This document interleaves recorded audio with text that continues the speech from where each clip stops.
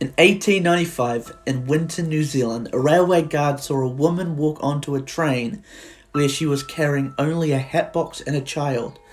On returning to Winton, the same guard saw the same woman and she was only carrying a hatbox.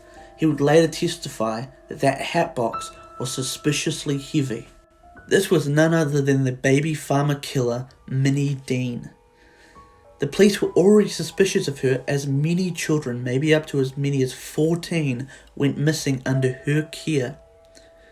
And so they went to her house. They exhumed 3 bodies, one of which was Dorothy Carter, who she had poisoned with opiate laudanum. The second was that of Eva Hornsby, who she had suffocated, probably in that hatbox. And third was an unidentified boy who she claimed had drowned earlier sometime. But she stayed adamant she did not kill these kids. She testified that all of them were accidents. But that didn't suffice for the courts.